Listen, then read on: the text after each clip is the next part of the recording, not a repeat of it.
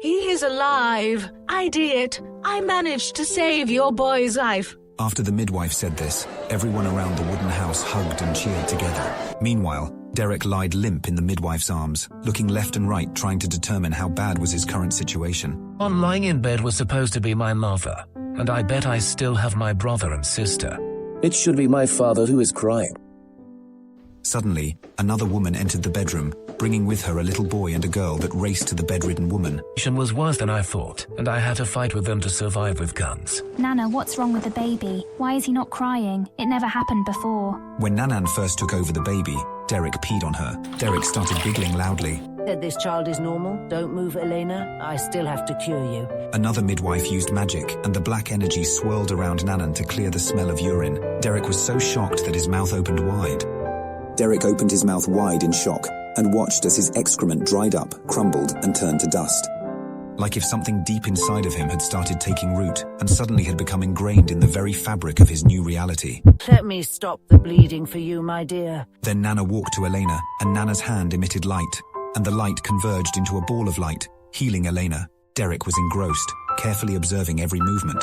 Derek's heart changed again. After dark magic, he established a connection with light magic. His reasoning was abruptly interrupted. The woman that had held him until that moment was handing him to his mother.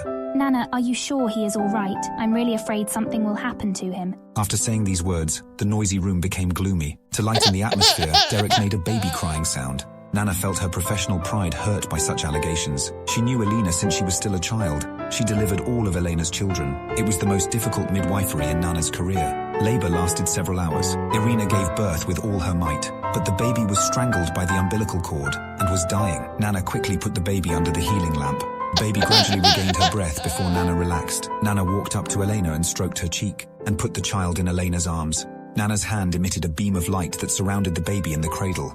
This energy gave him a lot of power, but this power was about to disappear. Derek recalls memories of his past life, when he got his degree, when he finally left his parents' house, when he hit those bullies.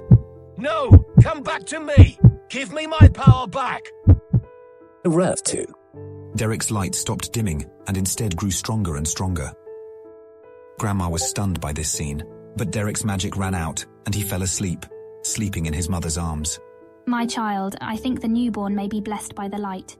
There is no need to worry. Derek's first days as a baby were peaceful, but far from boring. He had no responsibilities. All he to do was eat, sleep, poop, and the occasional baby noise or finger-grabbing routine. He determined that he had two priorities. Number one, learn their language. Number two, he had somehow to figure out magic, or at least its foundations. Derek spent his first day in the new world in bed, together with his mother. Failure after failure, his anxiety grew stronger. Fear of the unknown and of tomorrow started to build up. The final outcome of his first day was zero progress in magic. No progress with language, but his mother seemed to be a good parent, and he finally learned his new name, Lith. The second date, Elena, showing the strength of a wild ox, decided she was sick of resting and got up to help doing the daily chores. Once finished dressing, she walked out the small bedroom and found her older daughter, Eliza, messing with the fireplace. What in the great mother's name do you think you're doing? Lily, the sun is not even out. You should be sleeping. You know you were not allowed to mess with fire. I am sorry, Mom. I just wanted to make you all a surprise. Let you wake up in an already warm house and breakfast ready. Eliza's face showed only sincere concern. There is no need to worry. Silly bee, your mummy is a pro with kids. Elena said while ruffling her hair. Elena shooed her away from the fireplace and with a flick of a finger lighted the fire. In for a... Elena sent Lily opening the window shutters to let the dawn light in while she prepared breakfast. Elena took several vegetables out of a cabinet and proceeded chopping them with a knife. Some had a familiar look to Lith, like some semi-potatoes and odd-coloured carrots. The others were all a mystery. The idea of having such breakfast made Lith almost cry. In his past life, he never liked vegetables. They were all bland tasting. No matter how much of them he ate, within half an hour he would be hungry again. Elena shoved everything inside a small copper cauldron and with the help of a hook, hanged it on a metal bar over the fire. You are so amazing, Mom. Eliza's eyes were full of admiration. Will I ever be as good as you with magic? Of course you will, silly bee. Elena replied with a kind smile. After a while, everyone woke up to have breakfast together. From what he could see, the house consisted of a big room, used as dining room, kitchen and pantry, with 3 doors that lead to the various bedrooms bedtimes and nothing else. During the morning, he had the pleasure to discover that in the new world, the daily chores like washing the dishes or cleaning the floors were all performed using magic. When bedtime arrived, Lith was dying to try some magic. He had waited so long for his hands and feet to be finally free. After a full day of thinking, he had decided to try only air magic first, until he was confident enough in his magic control abilities. So he twirled his little arm. Nothing happened. He never expected succeeding at the first try, but he had thought that something would have manifested. Well, I have nothing to lose. Let's give it a try. After some time, Lith started to feel a tingle all around his body, and then the energy seemed to move and condense inside his solar plexus. After a while, Lith felt brimming with power. After holding his breath one last time, he twirled his little arm before commanding. The wind generated barely tweaked his mother's hair, while in the following weeks,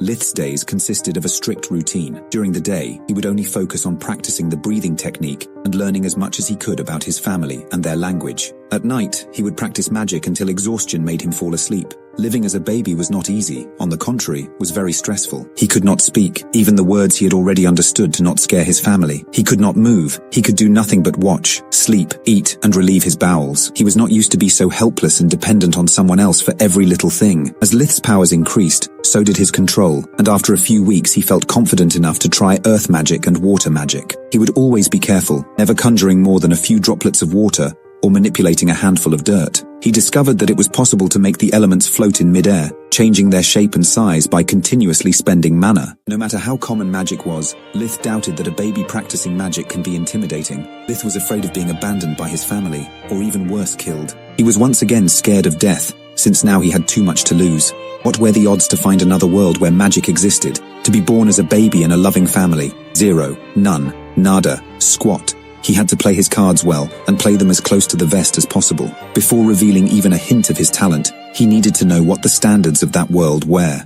After 3 months, he had become good enough at silent magic to try fire magic on the fireplace. The fire was already lit, and when everyone was busy talking and eating during breakfast, he tried making the flames dance at will. It ended up in failure, since the flames were too strong, and the distance too big for his mana to have any effect. The only downside of all that training was that Lith would get hungry faster. Luckily, he was not Elena's first glutton, and she had no shortage of milk. Another month passed, and Elena started weaning him.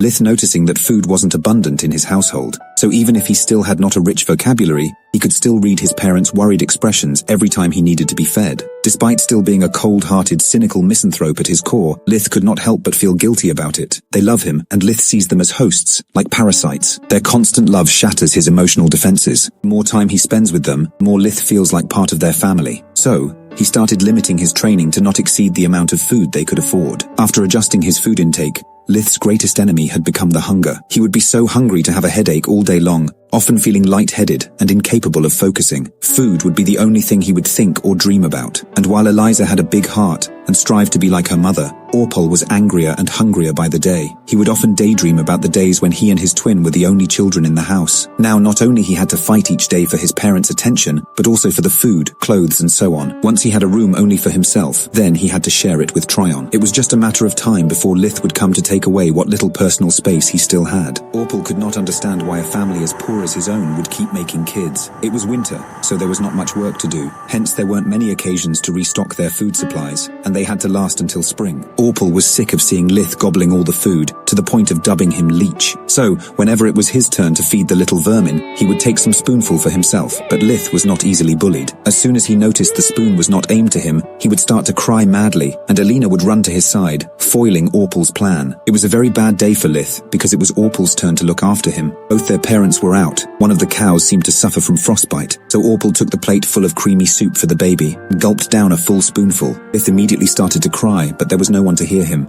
Cry all you want, Bleach. Today is just you and I. No one in a shining armor to come to your rescue. After saying that, he gulped down another one. Lith felt like he was going crazy. Once again, he was helpless, his so-called magic useless in time of need. What could he possibly do, aside from blowing his cover, ventilate him, wet him? Using fire was too dangerous. A single meal was not worthy burning down a house. Lith's hunger was eating him, and his rage went above and beyond what he would have ever thought possible. You bastard, he yelled inwardly. Feeling so tough robbing a child, Lith's anger reached reached a new peak, his hatred burning like a fire. "I hope you choke on that spoon, you garbage." Lith waved his arm against Orpal in a final struggle, and then it happened. Lith felt the mana going out to his body, reaching the spoon already in Orpal's mouth, and pushing it down, hard. Orpal started to choke, and after removing the spoon from his throat, he started puking. Lith was so astonished to almost forget about both his rage and hunger. He had discovered something wonderful, a power that no one else in his family